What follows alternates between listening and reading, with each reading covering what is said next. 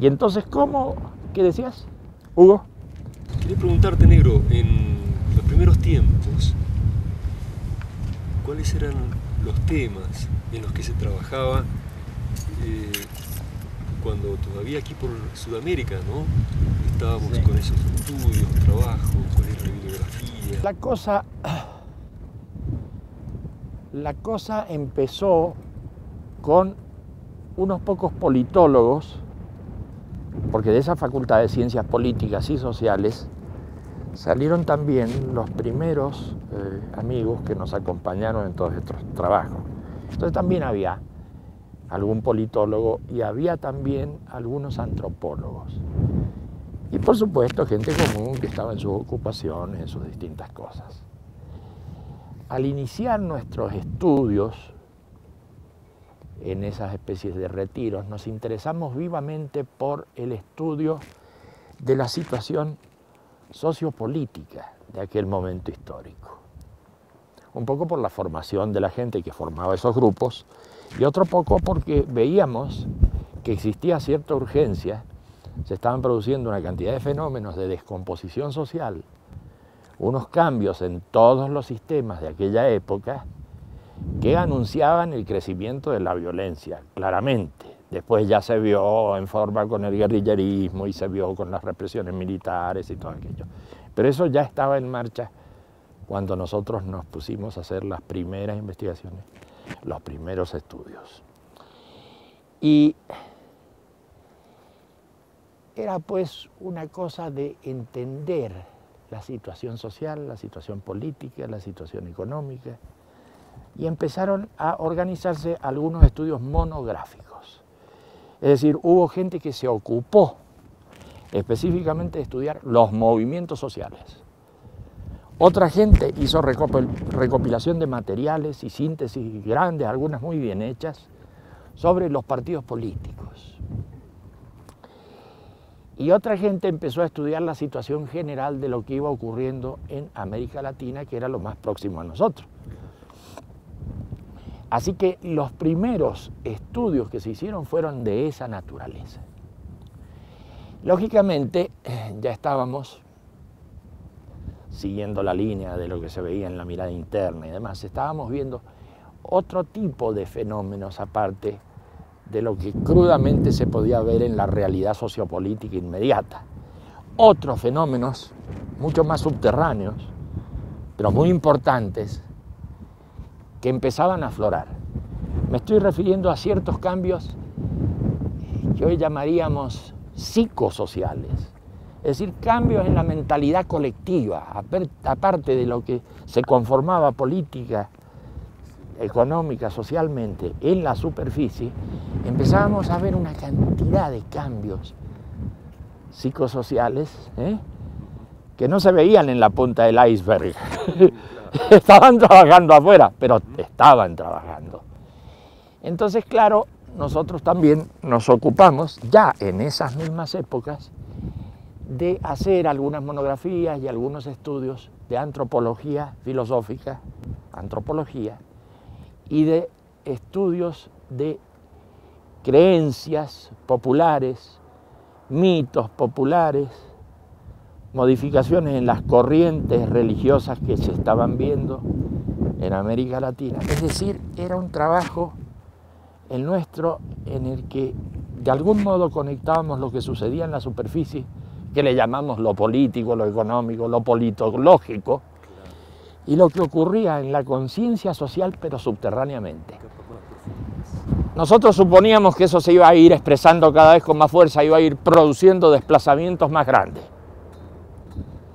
Así que prácticamente nos movíamos en esas dos coordenadas, las coordenadas de la psicosociología y las coordenadas de la politología, si queremos ponerlo en difícil. Sí, claro. Pero estudiábamos ese tipo de cosas. Cuando pasamos después a Europa, Sí. ¿seguimos trabajando en esas temáticas? Seguimos trabajando siempre en lo que empezamos a trabajar en algunos puntos, lo seguimos trabajando después. Pero cuando pasábamos de una etapa a otra, la anterior no desaparecía. Claro. se seguía trabajando y se sumaba otra que era la que se ponía de moda, por así decir, ¿no es cierto? Y así fuimos pasando por varias etapas hasta que terminamos los trabajos y los estudios de los centros de estudio, centros de trabajo, los lugares de retiro, etc. Pasamos por unas 2 o 3 etapas. En Europa ya estábamos trabajando mucho más intensamente porque necesitábamos contar con aparaterío adecuado para esas investigaciones. Estábamos trabajando también en la cosa psicosocial, pero ya en unas investigaciones bastante extrañas, por así decirte. Eran las investigaciones del fenómeno paranormal. Se trabajó y se estudió mucho el fenómeno paranormal. Había un aparaterío bastante sofisticado y bastante complicado para la época. Nos equipamos suficientemente en Corfú y tomamos la bibliografía y algunos contactos que existían de gente que estaba estudiando esos problemas, particularmente lo que estaban estudiando en la Universidad de Duke, a través de unos señores, Ryan y Prats, que terminaron siendo básicamente un fraude. Así que ya empezamos mal con la investigación de los fenómenos paranormales. Por otro lado, las investigaciones de Vasiliev en Rusia eran importantes, pero estaban mal controladas. De manera que, viendo lo que sucedían en los lugares más importantes, digamos, de esas investigaciones, empezamos a hacer las investigaciones por nuestra cuenta. Y empezamos a ver que el control de la prueba era algo muy difícil de hacer. Entonces encontramos una cantidad de errores que ellos no veían, entre otras cosas porque la psicología con que ellos contaban no advertía lo que significaba la traducción de un impulso a una imagen, en fin, cosas complicadas. Pero empezamos a controlar todo eso y después de largo tiempo del trabajo sobre el estudio paranormal, después de largo tiempo, empezamos a alargar, por así decir, misiones, es decir, gente que iba a ciertos lugares a hacer investigaciones de campo. Porque estas cosas terminan sabiéndose. Se sabe que en Filipinas hay unos señores, unos healers, que son curadores, que tocan al paciente y el paciente se cura y parece que le sacan unas vísceras. Bueno, toda esa cosa fraudulenta la estudiamos, la comprobamos, la fotografiamos por todos lados, construimos todos los aparatos que eran necesarios en la época. Estoy hablando de cámaras Kirlian, de aparatos de resistencia galvánica de la piel, aparatos electromielógrafos, etc. Y por el otro lado, con esas investigaciones de campo, fuimos haciendo comprobaciones de casos extraordinarios que en la mayoría de las veces eran fraudulentos. Entonces nos iba cerrando el campo. Por un lado teníamos los errores de los rusos, por otro lado teníamos la cosa fraudulenta de Ryan y sobre todo de Pratt, más que de Ryan. Y por otro lado hacíamos investigaciones si es que existían fenómenos extraordinarios fuera de laboratorio. Y eso que estaba fuera del laboratorio normalmente era trucado. Así que se nos cerró mucho el campo. Y nos limitamos a nuestras investigaciones. Eso sucedió en Europa, pero mucho tiempo. Después, al volver a América, fue una investigación que duró como 4 o 5 años. Y la bibliografía que nosotros producimos fue una bibliografía interna, nunca lo publicamos. Pero esos son materiales con los que contamos. Volvimos a América y luego de hacer esas comprobaciones por todos lados y de investigarlo, llegamos a la horrible conclusión de que el fenómeno paranormal no aparecía nunca. No aparecía. Por lo menos, con esa forma de investigar las cosas, el fenómeno paranormal nunca pudimos comprobarlo. Entonces, pusimos al fenómeno paranormal en el costado cuando se trataban de dar explicaciones espiritualistas o explicaciones especiales, explicaciones que contemplaban el fenómeno de los ovnis y todo aquello, los pusimos de costado. Los pusimos, dirían algunos otros estudiosos, los pusimos en epogé, los pusimos entre paréntesis, porque nosotros no tuvimos ninguna comprobación y lo que existía en el sistema no era fiable. Así que ya ves, esa fue una investigación que se agregó a lo que veníamos trabajando sobre el fenómeno politológico y el fenómeno psicosocial. Esto tenía mucho que ver con el fenómeno psicosocial. Se producían perturbaciones muy grandes con estas historias de dimes y diretes, de rumores, de ovnis, de cosas raras. Y bueno, para mucha gente era una curiosidad, pero para nosotros era bastante importante comprobar que aparecían todos esos fenómenos. Así que nuestras investigaciones fueron muy variadas.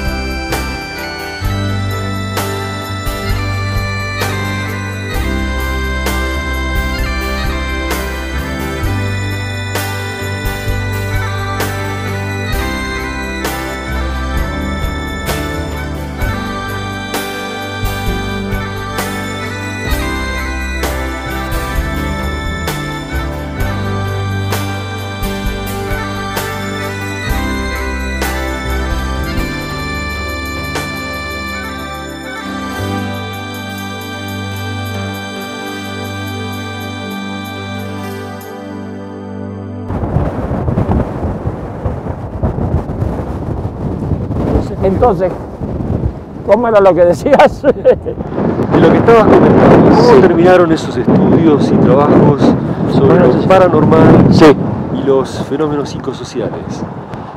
Sobre el fenómeno paranormal se siguió estudiando, aunque cambiamos de lugar después de Corfú, donde se hicieron las investigaciones más profundas, se siguió investigando.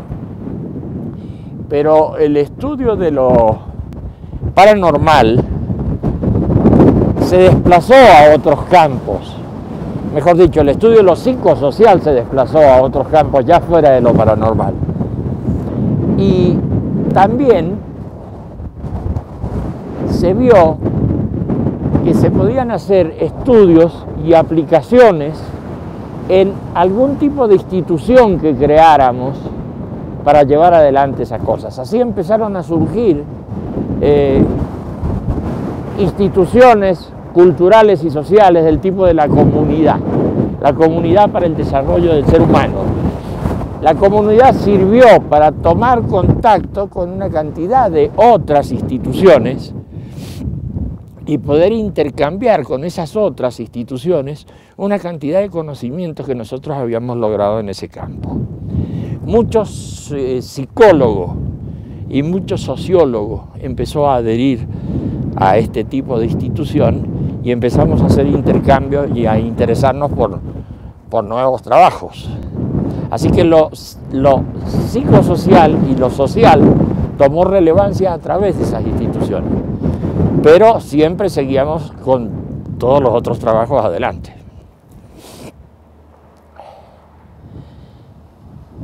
Sí, eso es lo que puedo comentarte sin complicar la cosa. Y la otra línea de los politólogos, Sí.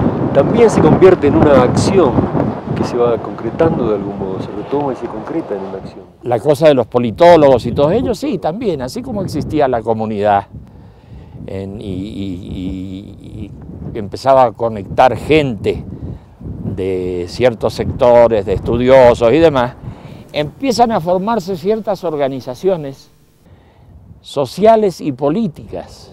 Aparece el Partido Humanista, por ejemplo, que empieza a desplegar todas sus actividades en el campo francamente político, así como lo otro.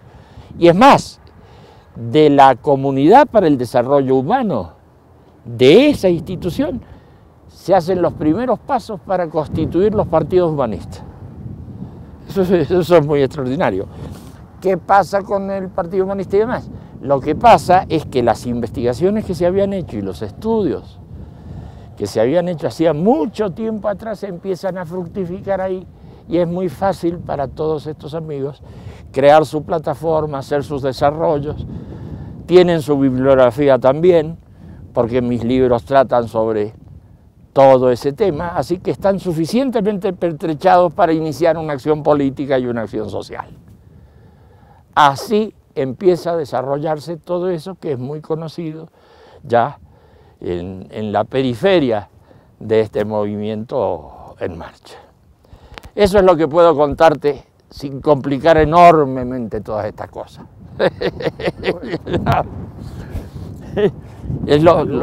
Solo aquello de la imagen, de la teoría de la imagen. Sí, la teoría de la imagen fue una consecuencia de los estudios psicológicos, porque fue algo inesperado en realidad. Al andar cuidando, tomando muchos recaudos para que las pruebas que nosotros hacíamos se pudieran demostrar bien, para que no hubiera errores, tuvimos que estudiar demasiados detalles. Y al estudiar esos detalles empezamos a ver fenómenos de traducción de impulsos y cosas semejantes, y empezamos a estudiar la imagen. Ahí se desarrolla la teoría de la imagen.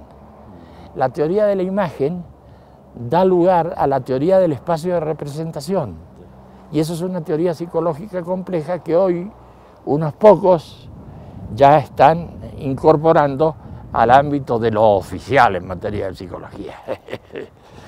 Eso sí, eso ocurre con la teoría de la imagen y con la teoría de la traducción de impulsos. Sí, por supuesto. Así que no se paró eso de ninguna manera. Estábamos hablando, hace un poco tiempo, estábamos hablando de lo que había pasado en el campo de lo social. A través de la comunidad, a través de los partidos, etcétera. Sí, pero no se dejaban de lado las otras investigaciones. Claro que siguieron y siguieron adelante y siguieron fuerte. Eso es así.